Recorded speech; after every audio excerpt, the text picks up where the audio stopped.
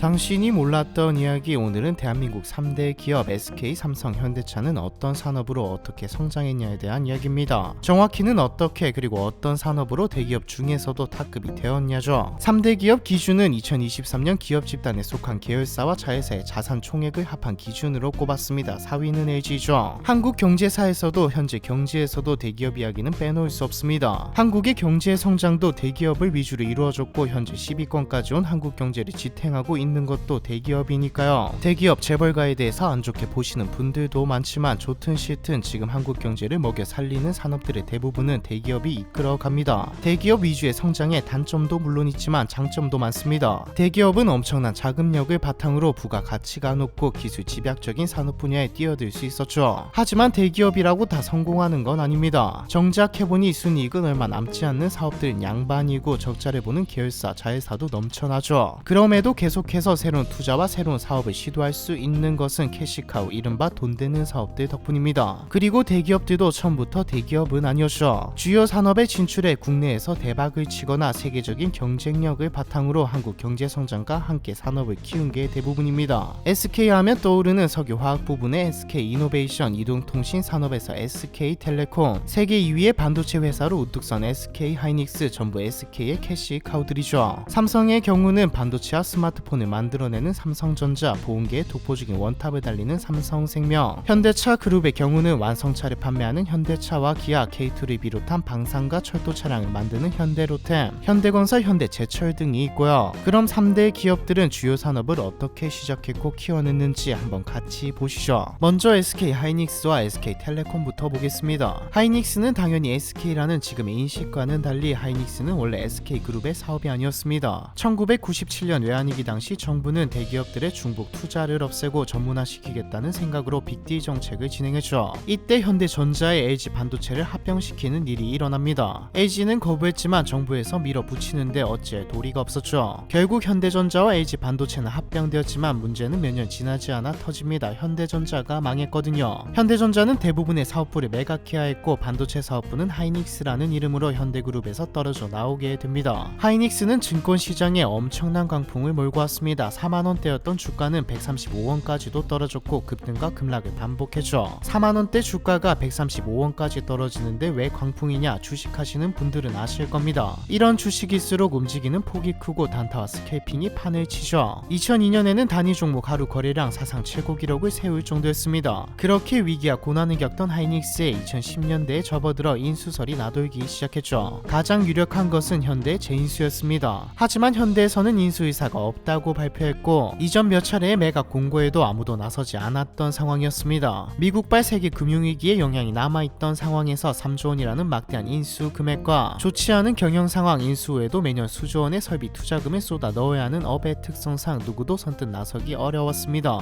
지금이야 반도체가 한국을 먹여 살리는 산업이지만 당시만 해도 반도체는 불확실한 시장인데다 하이닉스는 이렇다 할 흑자도 못 내는 기업이라는 인식이 강해 기업 내에서도 반대의 목소리가 컸죠. 뿐만 아니라 SK 하이닉스 인수를 발표하자 SK텔레콤 주주들의 반대도 엄청났습니다. 하지만 승자의 저주를 우려하는 사내외의 시선에도 불구하고 최태원 회장이 직접 SK텔레콤과 하이닉스 미래 시너지를 제시하며 CEO들과 주주들을 설득한 끝에 최종적으로 2012년 SK텔레콤이 단독 입찰을 통해 하이닉스를 인수하게 되죠. 현재 한국 시가총액 2위이자 세계 2위 반도체 기업 SK 하이닉스가 탄생하는 순간이었습니다. 그런데 미래라도 내다보듯 2010년대 스마트폰의 보급과 미디어 산업의 발전, 또 IT 기업들이 엄청나게 늘어나면서 세계적으로 반도체 수요가 높아지게 됩니다. 마침 인수 SK 하이닉스는 대부분의 반도체 기업이 투자를 줄이는 분위기에 오히려 투자를 늘리고 공장을 추가로 짓고 있는 상황이었죠. 모든 상황이 맞물리면서 하이닉스는 현재 시가총액 100조가 넘는 한국 2위의 기업이 되었습니다. 그뿐만 아니라 하이닉스는 엔비디아의 HBM을 독점 공급하고 HBM 시장에서 압도적인 기술적 우위를 확보하고 있어 최근에 삼성전자보다도 주목을 받고 있죠. 기업이죠. 하이닉스 이야기에도 잠깐 나오는데 SK 하면 SK텔레콤을 빼놓을 수 없죠. SK가 하이닉스를 인수할 수 있었던 이유 중에 하나도 SK텔레콤의 현금 덕분입니다. 말 그대로 캐시카우이죠. SK가 SK텔레콤을 인수하는 과정은 알려진 것과는 다르게 엄청나게 험난했습니다. 통신사들에 대한 안 좋은 인식 때문에 또 최종현 회장이 당시 노태우 대통령과 사돈이었다는 사실 때문에 SK가 특혜를 받았다는 의혹이 있는데 사실 제대로 들여다보면 특혜는커녕 역차별을 당했거든요. 1984년 SK 이름이 성경이었을 당시 최종현은 성경이 새롭게 진입할 사업으로 정보통신 사업을 생각하고 있었습니다. 자동차와 가전, 중공업, 전자기기, 보험을 비롯한 굵직한 산업들은 이미 현대, 삼성과 같은 대기업이 포진해 있는 상태였거든요. 그래서 정보통신 기술이 미래 먹거리가 될 거라고 보고 1984년 미국에서 정보통신 기술을 배워와서 적용하기 위해 텔레커뮤니케이션 팀을 만들죠. SK의 목표는 2000년대까지 세계 인류의 정보통신 기업을 달성하는 것이었습니다. 이때 배운 기술과 정보들로 1991년 통신기업들을 대상으로 교육과 경영 진단을 해주는 성경텔레콤을 설립했고요. 참고로 성경텔레콤은 이후 대한텔레콤으로 이름을 변경했고 현재는 SKCNC가 되었습니다. 현재는 기업들을 대상으로 정보통신 기술과 솔루션 서비스, AI와 IT 기술 서비스를 제공하는 기업이죠. 대한텔레콤이 지금 SK텔레콤이 되지 못한 이유는 1992년 이동통신 사업권을 따는데 실패했기 때문입니다. 1992년 노태우 시절 정부는 통신시장 경쟁 활성화를 위해 제2이동통신 사업자를 모집하는 공고를 냅니다. 간단하게 말해서 이동전화 사업권을 팔 건데 할 사람이죠. 비자 듣기 준비된 자에게 기회가 온다는 사자성어입니다. 성경에게는 다시 없을 기회가 찾아왔죠. 한국의 네로라는 그룹은 다 뛰어들어 경쟁을 시작했지만 10년 전부터 정보통신 기술을 미국에서 배워오고 준비해왔던 성경이 압도적으로 유리한 상황이었습니다. 경쟁에는 포항제철과 쌍용, 코오롱, 동부, 동양, 성경 이렇게 6개의 그룹이 맞붙었죠. 결과는 성경이 압승이었습니다. 성경은 다른 기업이 따라올 수 없을 만큼 모든 조건이 월등했다라는 말과 함께 2차 심사도 통과했죠. 3위의 코오롱은 7099점, 2위의 포항제철은 7496점, 성경은 8388점이라는 압도적인 점수차로 성경이 사업권을 따냈습니다. 하지만 정치권과 여론은 인정하지 못했죠. 사실 어느 기업이 뽑히더라도 문제는 있었습니다. 포항제철의 경우 박태준 회장이 집권당의 최고위원이었고 코오롱 회장은 당시 민자당 최고위원이었던 김종필과 사돈관계였거든요. 최종현 회장은 기자회견을 열어 사돈인 노 대통령에게 선정 과정에서 신세진 적 없다고 말하며 의혹을 해소하기 위해서라면 무엇이든 할 것처럼 행동했죠. 실제로 청문회도 2차례나 열렸지만 문제 삼을 만한 건덕지는 없었습니다. 하지만 1992년은 노태우의 임기가 1년도 채 안 남은 시기이기도 했습니다. 다음 대선도 얼마 남지 않은 상황에서 야당을 필두로 문제 제기가 끊이지 않자 집권당 대선 후보였던 김영삼이 노태우와의 회동에서 우려를 전하기에 이르렀죠. 이대로 진행하기에는 리스크가 있다고 판단한 노태우 정권은 성경이 사업권을 자진 반납하기를 바랬습니다. 결국 1992년 8월 27일 당시 송기승 대한텔레콤 사장은 제2이동통신 사업권을 반납하는 기자회견을 열었습니다. 당시 송기승 사장은 합법적인 절차와 공정한 평가를 거쳐 사업자로 선정됐으나 국민총화합에 기여한다는 취지에서 사업을 포기한다고 밝혔죠. 손 사장은 기자회견 도중 억울함이 가득 담긴 눈물을 보이며 외압은 없었다고 말했습니다. 사실 외압은 없었다는 손 사장의 발언은 어쩔 수 없는 한편이었던 것 같습니다. 송기승 회장의 당시 기자회견과는 정반대의 사실이 최근 밝혀졌거든요. 당시 노태우 정권의 청와대 비서실에서 성경 측의 사업권을 포기하도록 직간접적인 압박이 있었다는 내용입니다. 청와대 비서실에서 성경에 보낸 공문에는 이렇게 나와 있습니다. 국론을 조속히 통일하고 정치사회의 안정을 이룩하여 국가 발전에 함께 매진하기 위하여 대한텔레콤의 대주주인 유공이 자기 책임하에 구성 주주를 설득, 사업권을 자진 포기하여 현재 사태를 조속히 수습하는 데 협조하여 주시기 바란다. 즉 성경이 스스로 사업권을 포기하라고 강요하는 것이었죠. 당시는 서슬퍼런 군부 정권이었기에 사돈이라고 해서 성경이 정부를 설득할 수 있는 상황이 아니었을 겁니다. 정부도 이를 위해 만반의 준비를 했습니다. 최신부에서는 법률 자문까지 받아가며 당시 사업권을 획득한 성경의 주주들이 국가를 상대로 소송에 나설 가능성까지 대비했던 것이 정부의 공식 문서를 통해 확인되었죠. 이는 특혜는커녕 오히려 사돈기업을 희생양으로 삼아 정치적 부담을 민간기업에 교묘히 떠넘긴 것으로 해석할 수 있습니다. 어찌되었든 최종현 회장은 억울하지만 정권이 바뀐 뒤 다시 입찰에 참가하겠다고 마음먹었죠. 어차피 실력은 증명된 것이라 다시 사업권을 따낼 수 있다고 생각했으니까요. 김영삼 정부가 시작되고 얼마 안 되어 제2이동통신 사업자 선정과 함께 한국이동통신 민영화도 함께 추진됩니다. 이번에야말로 사업권을 따내는가 싶었지만 김영삼이 사업자 선정을 정경련에 위임하면서 최종현의 입장이 난감해지죠. 당시 정경련 회장이 최종현 회장이었거든요. 사업 사업권을 따내더라도 논란에 피해가기 힘든 상황이죠. 결국 삼성은 이번에도 제2이동통신 사업권을 포기합니다. 대신 막대한 자금이 드는 한국이동통신 민영화에 참여하겠다고 발표하죠. 내부에서는 반대의 목소리가 커졌습니다. 한국이동통신 공개 입찰을 통해 경영권을 가져오면 생각했던 것보다 훨씬 큰 돈을 지불해야 했거든요. 게다가 한국이동통신 주가는 민영화 발표로 8만원에서 32만원까지 4배가 올랐죠. 성경은 주당 33만 5천원에 한국이동통신 주식 23%를 인수했습니다. 반대하던 내부 임직원들에게 지금 2천억 원을 더 주고 사지만 나중 일을 생각하면 더 싸게 사는 것이다. 우리는 충분히 준비했으니 10년 이내에 1조 2조 원의 이익을 낼 수 있다며 우리는 미래를 샀다라고 말한 최종현 A라는 유명하죠. 그리고 이 말은 실제로 이루어졌습니다. SK텔레콤은 세계 최초 CDMA 디지털 이동전화 상용화, 세계 최초 3G 기술 개발 및 상용화, 세계 최초 5G 상용화 등으로 대한민국 이동통신 산업을 리딩해왔고 우리나라가 글로벌 ICT 강국으로 성장하는 데 핵심적인 역할을 했다고 볼 수 있습니다. 그렇게 정보통신 산업의 역사적인 기록들이 써내려가면서 2023년 기준 한국이동통신사 1위로 약 40%를 점유하게 되었죠. 현재 SK텔레콤은 통신사를 넘어 빅테크 기업으로 나아가겠다는 슬로건을 걸고 미래산업 준비에 박차를 가하고 있는 모습인데요. SK는 이 정도로 하고 삼성으로 넘어가 보겠습니다. 다른 대기업도 마찬가지이지만 워낙 진출해 있는 분야가 많기도 하고 스마트폰이나 가전 쪽은 많이 알려져 있기에 반도체에 대해서 이야기해 보도록 하죠. 1974년 삼성전자공업은 한국 최초로 반도체를 생산해낸 한국 반도체를 인수하며 반도체 산업에 진출했습니다. 인수라는 말에서 알 수 있듯 삼성이 한국에서 반도체를 최초로 한 건 아니었죠. 1968년에는 안암산업이, 1970년에는 금성이 이미 진출해 있는 상태였습니다. 다만 당시 한국의 반도체 산업 수준은 재료를 수입해 단순 조립하는 정도였습니다. 값싼 노동력을 제공하는 정도였다는 말이죠. 하지만 삼성이 반도체 산업에 진출한 후 단순 조립을 넘어 가공하는 데 이르렀고 한국 반도체 산업은 발전하기 시작합니다. 그리고 1983년 이병철 회장은 반도체 사업의 미래를 보고 대대적인 투자를 발표하죠. 하지만 반대는 엄청났습니다. 사내에서만 심했던 게 아니라 사회 전체가 반대하는 수준이었죠. 기술 격차는 물론 투자금도 너무 크고 고급 인력도 한국에 많지 않던 시절이었으니까요. 하지만 이병철은 생각이 달랐습니다. 이병철의 호암자전을 보면 인구가 많고 자원이 없는 우리나라가 살아남을 길은 무역 입국밖에는 없다. 반도체는 제철이나 쌀과 같은 것이어서 반도체 없는 나라는 고등 기술의 발전이 있을 수 없다라는 말이 쓰여있죠. 심지어 삼성은 비교적 시장 진입이 쉬운 S램이 아닌 일본과 미국이 경쟁을 펼치던 D램을 주력 제품으로 골랐습니다. 결과는 성공이었죠. 정말 어이없게도 삼성전자는 64K D램을 맨땅에 헤딩으로 6개월 만에 개발해냅니다. 삼성의 64K D램 개발은 전 세계에서 기사를 쏟아낼 정도로 큰 뉴스였습니다. 작게는 10년, 크게는 20년, 30년 뒤처져 있던 반도체 산업은 미국, 일본과 3년 정도의 격차로 줄어들었죠. 이후 삼성은 손해를 보면서까지 계속해서 반도체에 대한 투자를 감행했습니다. 그리고 1990년 16메가 D램을 개발하는 데 성공하고 1년 뒤에는 상용 제품까지 생산해내죠. 16메가 D램은 의미가 컸습니다. 이때까지는 따라가는 수준이었다면 16메가 D램을 기준으로 동위선상 혹은 앞서 나가게 되었거든요. 이때부터 삼성은 공식적으로 일본 도시바를 제치고 반도체 세계 최고 업체 중 하나로 부상하게 되었죠. 하지만 2000년대 반도체 치킨 게임이 터지며 삼성도 한국의 반도체 산업도 위기를 맞았습니다. 2007년 대만 D램 업체들이 점유율을 올리고자 생산량을 올리고 가격을 낮춘 게 시작이었죠. 공급 과잉에다 얼마 안가 글로벌 금융위기로 D램 수요까지 감소하면서 2009년 D램 가격은 0.5달러 수준까지 떨어집니다. 팔면 팔수록 손해나는 상황이 펼쳐졌지만 그 어떤 기업도 물러설 수 없었습니다. 손해본다고 생산을 멈추면 점유율을 뺏기게 되고 공급이 다시 줄어 가격이 오르면 먼저 생산을 멈추거나 파산한 기업이 극심한 손해를 보게 되니까요. 2년간 D램 업체들은 PT 기능 경쟁을 했습니다. 한국의 기업들은 초강수를 뒀죠. 삼성과 하이닉스는 감산 없이 손해를 보며 끝없이 생산을 했습니다. 대만 기업들이 버티지 못하고 감산에 들어갔을 때도 멈추지 않았죠. 결국 2009년 독일 기업인 키몬다가 파산하면서 치킨 게임은 끝납니다. 참고로 키몬다는 2006년 출범할 당시만 해도 D램 세계 점유율 2위의 기업이었죠. 키몬다의 파산과 함께 치킨 게임이 끝났다는 것이지 대만 기업들도 무사하지는 못했죠. 대만의 파워칩은 5,900억 매출에 5,900억 적자를 받고 나냐는 4,500억 매출에 3,500억 적자를 받죠. 하이닉스도 5,000억의 적자를 받습니다. 흑자를 낸 기업은 삼성밖에 없었죠. 하지만 평화도 잠시 2010년대 초반 다시 치킨 게임을 발발합니다. 대만이 스타트를 끊었고 이번에는 일본과 미국 마이크론까지 가세했죠. 당시는 스마트폰의 보급으로 반도체 수요가 급증하던 시기였습니다. 이번 치킨 게임에서 승리하면 어마어마한 보상은 따놓은 당상이었죠. D램 가격은 다시 미친듯이 떨어지기 시작했고 다시 2년간의 PT 기능 펼치는 전쟁이 이어졌습니다. 그리고 2012년 세계 점유율 3위의 일본 기업 엘피다가 파산하면서 치킨 게임은 끝나죠. 사실 엘피다는 이전 치킨 게임에서 이미 2조 원의 적자를 기록했던 기업입니다. 일본 정부가 공적 자금을 투자해 간신히 살려놓은 상황이었죠. 이런 상황에서 치킨 게임이 한 번 더 터지자 버티지 못한 엘피다가 파산한 겁니다. 엘피다는 마이크론에 흡수되었고 세계 디램 시장은 한국과 미국, 삼성과 하이닉스, 마이크론 이렇게 빅3 체제로 굴러가게 되죠. 이후 반도체 산업은 슈퍼사이클을 맞이합니다. 세계적인 경제 호황과 더불어 급격한 수요까지 맞물렸죠. 빅3 삼성과 하이닉스, 마이크론은 이후 승승장구했고 삼성은 세계 1위, 하이닉스는 세계 2위의 반도체 기업이라는 자리를 차지했죠. 한국의 반도체 산업은 총만 안 쐈다 뿐이지 필요요구하는 전쟁의 승리로 쟁취한 산업이라고도 볼 수 있겠습니다. 이제 현대차 그룹으로 넘어가 볼까요? 사실 현대차 그룹은 핵심 산업이자 캐시카우가 현대차와 기아차입니다. 1992년 정주영이 대선에서 패배 후 얼마 안가 현대는 2세 경영 체제로 들어섰습니다. 그러다 새천년인 2000년 정주영의 건강이 급속도로 나빠지면서 경영권을 둘러싼 다툼, 왕자의 난이 발발하죠. 사실상 장남이었던 정몽구와 오남인 정몽원의 대립이었습니다. 원래 정주영은 정몽구에게 자동차를 주고 정몽원에게 건설, 전자, 증권을 줄 예정이었죠. 하지만 정몽구는 마음에 들지 않았습니다. 그도 그럴 게 지금이야 현대하면 자동차이지만 당시는 현대건설과 전자보다 훨씬 아래에 있었거든요. 회사에 헌신했다고 자부하는, 그리고 장남인 자신에게 왜 딸랑 현대차만 주냐는 불만이었죠. 당시 정주영은 정몽원이 경영에 적합하다고 생각해 주요 산업의 계열사들을 물려주려고 했고요. 결과는 정몽구의 패배였죠. 정주영이 회의에서 정몽원 단독 회장 체제를 공식 발표하면서 정몽구는 그룹에서 현대자동차와 자동차 계열사를 갖고 나와 현대자동차 그룹을 만들었습니다. 언론도 사람들도 정몽구의 패배라고 난리가 났죠. 하지만 다들 아시다시피 지금 와서 보면 진짜 승리자는 정몽구입니다.